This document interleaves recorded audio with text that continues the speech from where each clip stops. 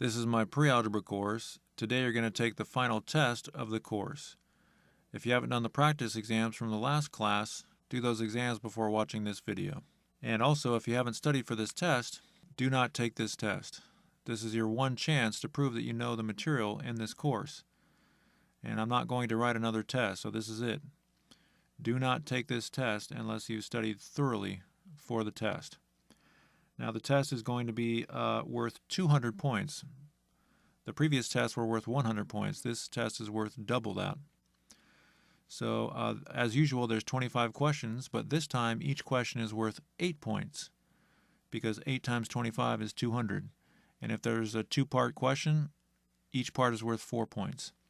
Now notice that we have the grading rules in front of us. These are the same rules, except everything is multiplied by 2 pretty much. So if you don't write your name at the top of the paper, instead of losing 1 point, you're going to lose 2 points. You can take a screenshot of this and use this while you're taking your test. Also, you're allowed to use a calculator, but please understand that if you're getting the idea that you can use some sort of software program to just show you the answer, that's not going to work because you need to show all the steps that leads to the answer, and you need to do it the way I taught you how to do it. So you need to show all your work. That's the most important thing in this entire course, and any algebra course, is showing your work.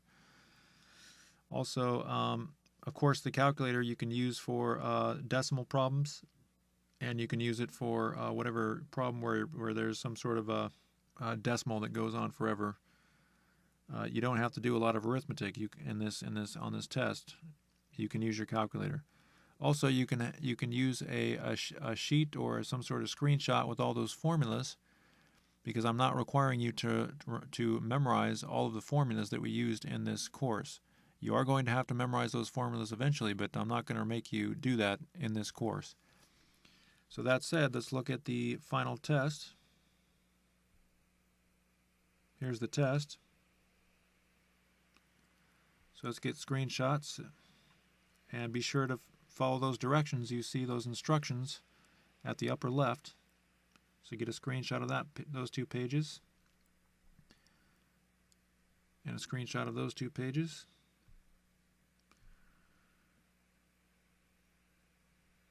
And the 5th and 6th page.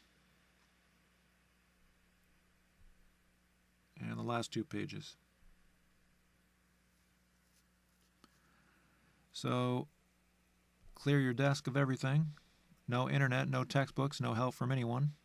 You should have a piece of paper, a pencil, and well, you'll probably need at least 2 or 3 pieces of paper, pencil, and your calculator, and you can use some sort of a timer. The test should take between 1 and 2 hours as usual, but if you finish faster than 1 hour, that's okay. So go ahead and take the test, and pause the video or turn off your computer or whatever, and when you're done with the test, we'll talk about how to grade your test. So go ahead and take the test. All right, we're back. So you should be done with the test. So let's look at the answers.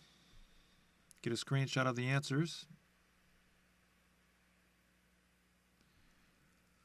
And like I said, this is the grading rules. So go ahead and grade your paper.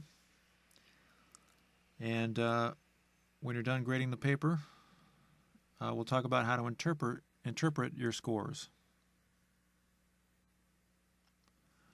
All right, we're back. So if you scored 180 to 200, that means you know the material really, really well. If you scored 160 to 179, that means you know the material well, but you have some minor issues you need to work on. And if you scored 140 to 159, that means you know the material, but you have some major issues you need to work on. And if you scored anything lower than 140, that means you probably didn't, 99% of the time, that means you just didn't study for the test. If you don't study for math tests, you will not pass the math tests. So at the very least, you've learned that you cannot pass a math course or any math test without studying for the test. It's not possible. But if you scored 140 or above, I'm proud of you. That means that you've learned the material in this course. And so the next class is going to be how to calculate your grade for the course. So your homework for today is to go ahead and watch that class. So I'll look forward to seeing you in the next class.